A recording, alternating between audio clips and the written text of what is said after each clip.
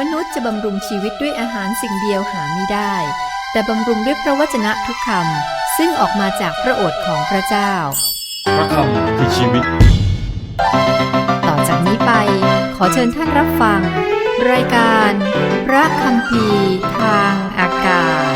คุณผู้ฟังที่เพิ่งเปิดมาพบกับรายการนี้ครับก็ขอเรียนให้ทราบนะครับรายการพระคัมภีร์ทางอากาศเป็นการศึกษาพระคริสตธรรมคัมภีร์สำหรับท่านผู้สนใจพี่น้องคริสเตียนที่อยากจะเข้าใจในพระคริสตธรรมคัมภีร์ท่านผู้สนใจที่มีพระคริสตธรรมคัมภีร์รายการนี้จะเป็นประโยชน์โดยการศึกษาละเอียดข้อต่อข้อคุณผู้ฟังครับเราอ่านและศึกษาในพระธรรมอิสยาห์ซึ่งอยู่ในพระคริสตธรรมคัมภีร์ภาคพันธสัญญาเดิมนะครับถึงบทที่25บทก่อนหน้านั้นก็เป็นเรื่องการพยากรณ์ของเหตุการณ์การทนทุกข์ใหญ่การพิพากษาที่หลายคนบอกว่าคือวันโลกาพินาศนะครับหลังจากนั้นก็จะมีช่วง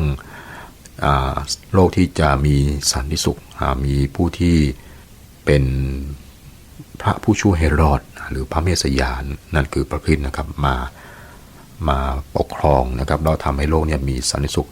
ก็คือบทนี้นะครับบทที่25บทนี้ก็เป็นบทเพลงมีเพลงที่มี3ข้อบทเพลงนี้ก็เหมือนกับบทที่12เป็นบทเพลงสรรเสริญขอบพระคุณเพลงแห่งความชื่นบานเพลงข้อแรกสรรเสริญพระเจ้าเพราะการทรงช่วยกู้จากบรรดาประชาชาติข้อ1ข้าแต่พระเจ้าพระองค์ทรงเป็นพระเจ้าของข้าพระองค์ข้าพระองค์จะยอพระเกียรติพระองค์ข้าพระองค์จะสรรเสริญพระนามของพระองค์เพราะพระองค์ได้ทรงกระทำการอัศจรรย์ตามแผนงานที่ทรงดำริไว้นานมาแล้วอันมั่นคงและแน่นอนนี่เป็นการสรรเสริญเพราะการช่วยกู้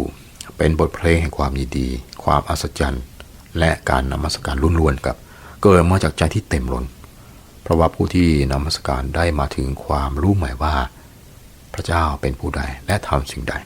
นี่ไม่ใช่เป็นการนมัสการด้วยเพลงทั่วไปในโบสถ์ทุกวันนี้ครับที่ทำให้กชนบางคนเข้ามาแล้วก็สงสัยทำมาทำไมกันครับคนที่ร้องเพลงบทนี้ครับเป็นผู้ที่กระตือรือร้นในการนมัสการเพราะความสัตย์ซื่อของพระเจ้า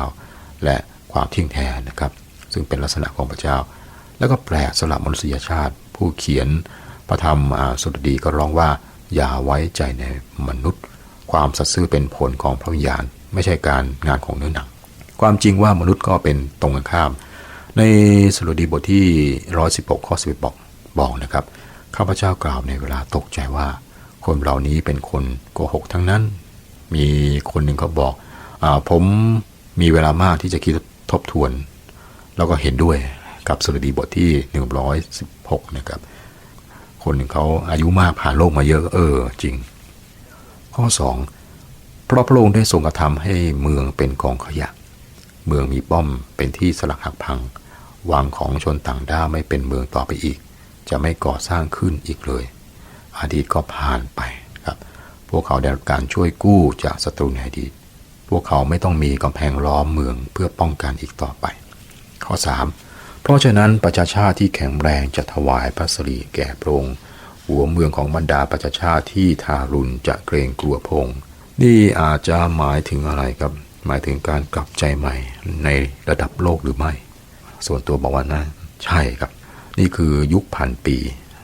มนุษย์ก็จะหันมาพึ่งพระเจ้าในวันนั้นการกลับใจจากความผิดความบาปมากที่สุด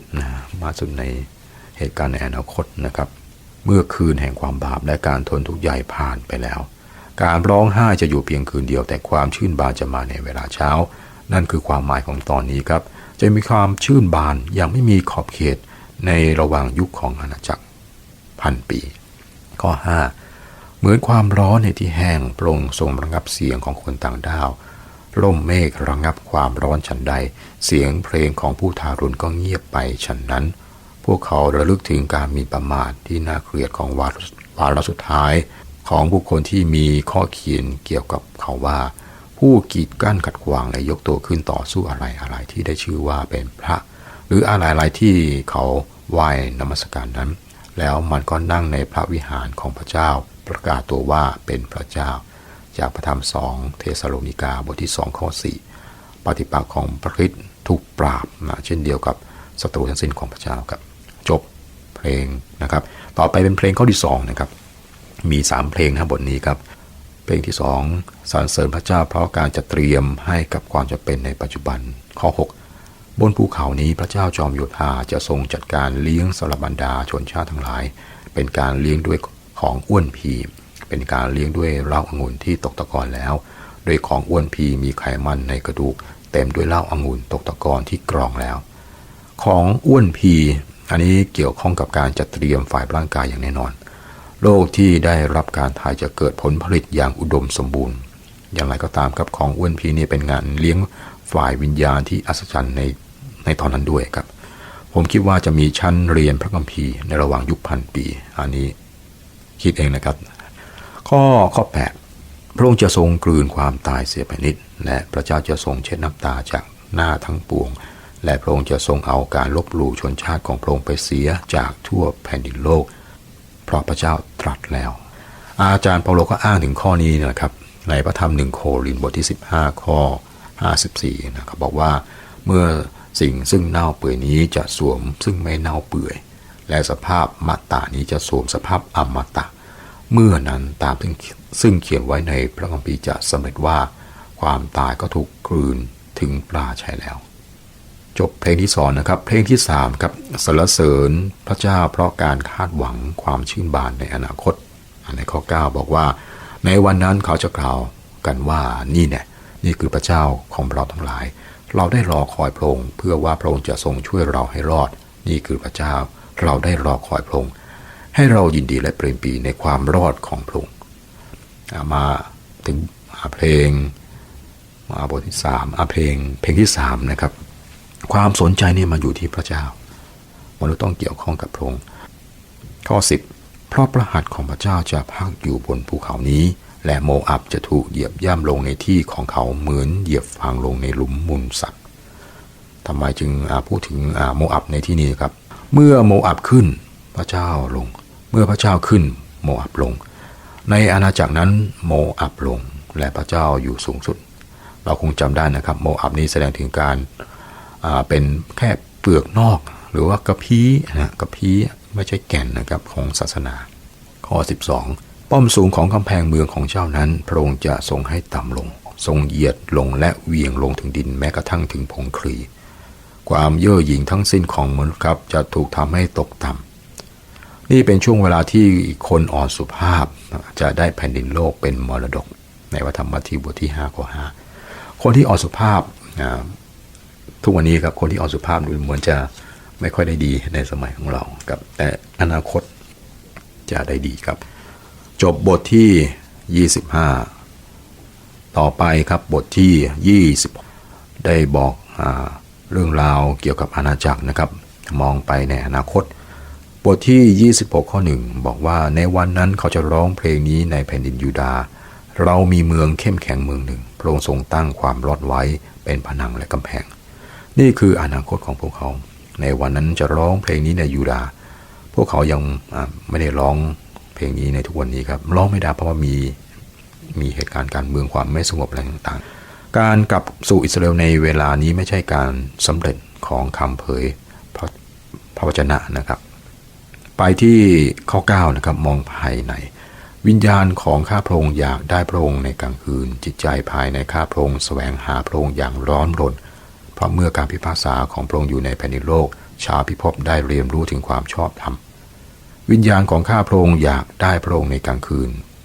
ผมสงสัยว่านะครับเราเห็นความจำเป็นอย่างยิ่งของการสัมพันธ์คือได้ติดสนิทกับพระคริสต์หรือไม่ในหนังสือเพลงโซโลมอนเจ้าสาวพูดว่าขอเขาจูบดิฉันด้วยจูบจากปากของเขาเพลงโซโลมอนบทที่1ข้อ2นั่นคือการจูบของการยกโทษและของสันติสุขและความรักที่ร้อนแล้วเจ้าสาวก็ยอมรับว่าเธอไม่สามารถขึ้นสู่ระดับที่เธอต้องการเธอบอกว่าขอพาดิฉันไปให้เรารีบไปเพลงโซโลมอนบทที่1ข้อ4ครับท่านอิสยาห์ก็แสดงออกถึงความคิดอย่างเดียวกันที่นี่นะครับวิญญาณของข้าพระองค์อยากได้พระองค์ในกลางคืนพี่น้องคริสเตียนครับเมื่อเราเข้านอนในกลางคืนคิดอะไรครับ อยากใกล้ชิดพระเจ้าหรือไม่ต้องการพระองค์จริงหรือไม่ครับมีความกระตือรือร้นหรือไม่ที่จะพบกับพระองค์นะครับสามารถพูดเหมือนกับเพลงโซโลมอนที่บอกว่าขอพาดิฉันไปให้เรารีบไปหรือท่านอิสยาห์ที่บอกว่าวิญญาณของข้าพระองค์อยากได้พระองค์ในกลางคืนในช่วง1,000 ปีครับคืออนาคตข้างหน้าเนี่ยพวกเขาจะบอกว่าวิญญาณของข้าพระองค์อยากได้พระองค์ในกลางคืนจิตใจภายในข้าพระองค์แสวงหาพระองค์อย่างร้อนรนการมองย้อนหลังข้อ16ข้าแต่พระเจ้าในยามทุกข์ใจเขาได้แสวงหาพระองค์เขาทั้งหลายหลั่งคำอธิษฐานออกมาในเมื่อการติดสอนอยู่เหนือเขาทั้งหลายในอดีตคนที่เหลืออยู่ได้หันไปหาพระเจ้าโดยการอธิษฐานตอนนี้พวกเขาคิดย้อนกลับไปในอดีตเมื่อช่วงที่เขายากลำบากนึกย้อนกลับนะครับข้อ17ดังหญิงมีครรภ์ผู้บิดตัวและร้องด้วยความเจ็บปวดเมื่อนางใกล้ถึงกำหนดเวลาคลอดข้าแต่พระเจ้าข้าพระองค์ทั้งหลายก็เป็นเช่นนั้นต่อเบื้องพระพักพระองค์ในการทนทุกข์ใหญ่ประเทศอิสราเอลนี่เป็นเสมือนหญิงที่คลอดลูกเจ็บปวดอย่างมากผู้เผยพระชนะกำลังมองไปอย่างเวลานั้นซึ่งเป็นเหตุการณ์ในอนาคตท่านมองเห็นภาพนะจากอีกด้านหนึ่งของเวลาครับข้อ18ข้าพระองค์มีครรภ์ข้าพระองค์บิดตัวเป็นเหมือนข้าพระองค์คลอดลมข้าพระองค์มิได้ทำการช่วยกู้ในแผ่นดินโลกและชาวพิภพมิได้เกิดเป็นเหมือนข้าพระองค์คลอดลมนั่นคือการทนทุกข์ยากที่ไม่เกิดผลอะไรเลยเจ็บฟรีอะไรอย่างนี้นะครับช่วงเวลานี้ไม่ได้เปลี่ยนใจที่ชั่วร้ายพวกเขายังคงหมิ่นประมาทพระเจ้าแห่งฟ้าสวรรค์ต่อไปวันนี้ความยากลำบากเนี่ยมาถึงหลายคนนะครับเหมือนกับการเจ็บคันและคลอดบางอย่างที่มีคุณค่าหรืออาจจะคลอดลมที่ไม่มีคุณค่าก็ได้ผมเกรงว่าเราหลายคนนี้จะยากลำบากโดยไม่ได้อะไรเพราะว่าเราไม่ได้เห็นว่าทุกอย่างที่ทำให้เกิดการถวายเกียรติแด่พระเจ้าจำเอาไว้นะครับท่านอิสยาห์กำลังพูดถึงยุค1,000 ปีที่กำลังจะมาถึงและเราสามารถอยู่ในสภาพที่เหมือนกับ1,000 ปีถ้าเราจะแสวงหาพระองค์ตั้งแต่ต้นครับข้อ19คนตายของพระองค์จะมีชีวิตศพของเขาทั้งหลายจะลุกขึ้นโอ้ผู้อาศัยอยู่ในพงคลีจงตื่นเถิดจงร้องเพลงเพราะความชื่นบานเพราะน้ำค้างของเจ้าเป็นน้ำค้างของความสว่างและแผ่นดินโลกจะให้ชาวแดนคนตายเป็นขึ้นก็จบบทที่26ครับอิสยาห์บทที่27บทต่อไปบทนี้ครับสรุปเพลง3ด้านของการมาของอาณาจักรซึ่งเรามีนะครับในบทที่25 26 27เพลงแห่งสวนองุ่นนะครับอิสยาห์บทที่27เพลงแห่งสวนองุ่นในข้อ1ในวันนั้นพระเจ้าจะทรงลงโทษด้วยพระแสงอันแข็งกระด้างอันใหญ่และอันแรงกล้าของพระองค์ต่อเลวีอาธานคือพญานาคที่หนีไปนั้นเลวีอาธานพญานาคที่ขดและพระองค์จะทรงประหารมังกรที่อยู่ในทะเลในวันนั้นนะครับก็คืออนาคตนี่เป็นคำพูดที่อ้างถึงวันแห่งองค์พระผู้เป็นเจ้าก็เป็นวันที่เริ่มต้นอย่างวันเฮบรูคือตอนเย็นซึ่งเป็นเวลาแห่งการทนทุกข์ใหญ่และต่อไปจนถึง1,000 ปีพระเจ้าจะทรงลงโทษด้วยพระแสงอันแข็งกระด้างอันใหญ่พระแสงของพระเจ้าคือพระวจนะของพระเจ้าในการบรรยายถึงการเสด็จมาของพระคริสต์นะครับในวิวรณ์บทที่1ข้อ16บอกว่าพระหัตถ์เบื้องขวาของพระองค์ทรงถือดวงดาว7ดวงและมีพระแสง2คมออกมาจากพระโอษฐ์และพระพักตร์ของพระองค์ดุจดังดวงอาทิตย์ที่ฉายแสงกล้าด้วยพระแสงนี้พระองค์ทรงฟาดฟันประชาชาติผมพบว่าลิ้นเป็นสิ่งที่คมจริงๆนะครับในเฮบรูบทที่4ข้อ12บอกนะครับเพราะว่าพระวจนะของพระเจ้านั้นไม่ตายและทรงพลานุภาพอยู่เสมอคมยิ่งกว่าดาบ2คมใดๆพระองค์สร้างสรรพสิ่งโดยพระวจนะนะครับและพระองค์ทรงพิพากษาโดยพระวจนะของพระองค์พระองค์จะพิพากษาใครครับในข้อนี้บอกว่าต่อเลวีอาธานคือพญานาคที่หนีไปนั้นเลวีอาธานพญานาคที่ขดในวันนั้นเมื่อเริ่มต้นอาณาจักรครับพระเยซูจะพิพากษาพญานาคนั้นเลวีอาธานก็คือซาตานในพระธรรมวิวรณ์บทที่20ข้อ1ถึง3เราอ่านพบว่าซาตานจะถูกขังไว้ในบาดาลเป็นเวลา1,000 ปีในวิวรณ์บทที่12ข้อ9เราพบว่าพญานาคใหญ่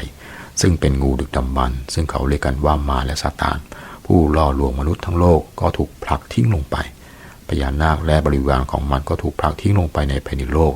ในพระธรรมโยบบทที่41ข้อ15กล่าวถึงนะครับบอกว่าที่หลังของมันทำด้วยโล่เป็นแถวๆแนบตัวมันสนิทเหมือนอย่างตราผนึก โล่เป็นเครื่องป้องกันตัวของมันและซาตานคิดว่ามันไม่มีจุดอ่อนนะครับใครแตะต้องมันไม่ได้นี่คือความเยือกหยิ่งครับโดยที่ไม่รู้ว่ามันอาจจะถูกพิพากษาได้ในวันนี้มันก็คงคิดว่ามันอยู่นอกเหนือการพิพากษาของพระเจ้าผู้บริสุทธิ์ตรงนี้ก็มีข้อคิดนะครับคือคนมากมายที่คิดว่าจะไม่มีการลงโทษเกิดขึ้นจะไม่มีการชดใช้กรรมพวกเขาหัวล้อความคิดที่บอกว่าแหมเราทำไม่ดีเราจะได้รับผลไม่ดีครับความคิดแบบนี้เป็นความคิดในพระคัมภีร์บอกว่าเป็นความคิดของซาตานข้อ2ในวันนั้นสวนองุ่นอันแสนอุ่นจงร้องเพลงถึงสวนนั้นผมเชื่อว่าบทที่27เริ่มต้นที่ข้อ2และข้อหนึ่งที่เราอ่านไปเป็นบทของบทก่อนนะครับในวันนั้นจงร้องเพลงถึงสวนนั้นนั่นคือพันปีและเราสามารถร้องเพลงได้สวนองุ่นอันแสนสุขบอกถึงความอุดมสมบูรณ์นะต้นองุ่นก็มีลูกดกนะครับความยินดีอันนี้ตรงกันข้ามกับพระธรรมอิสยาห์บทที่5นะครับในอิสยาห์บทที่5ก็มีเพลงของสวนองุ่นนะครับแต่มันเป็นเพลงงานศพสวนองุ่นนั้นก็หมายถึงประเทศอิสราเอลและพระเจ้าก็นำการพิพากษามาถึงเพราะว่าอิสราเอลไม่ได้เกิดผลที่นี่ครับยุคพันปีแล้วก็เกิดผลอย่างอุดมสมบูรณ์คำถามทำไมในข้อ3เราคือพระเจ้าเป็นผู้รักษาดูแลมันเรารดน้ำมันอยู่ทุกขณะเกรงว่าผู้หนึ่งผู้ใดจะทำอันตรายมันเราจึงเฝ้ามันไว้ทั้งกลางวันกลางคืนพระเจ้าเป็นผู้ดูแลพระองค์ไม่ให้สวนองุ่นนี้แก่คนอื่นเช่าพระองค์เป็นผู้ดูแลที่จับตาดูตลอดเวลาเฝ้ามองทั้งกลางวันและกลางคืนเพื่อศัตรูจะเข้ามาไม่ได้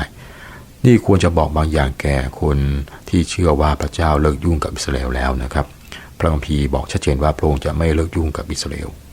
คุณผู้ฟังครับเราอ่านและศึกษาพระธรรมอิสยาห์นะครับอิสยาห์ซึ่งเป็นเรื่องของการพยากรณ์เหตุการณ์ที่สำเร็จเกิดขึ้นจริงแล้วกับเหตุการณ์ในอนาคตที่จะเกิดขึ้นสำหรับวันนี้ขอพระเจ้าอวยพรสวัสดีครับ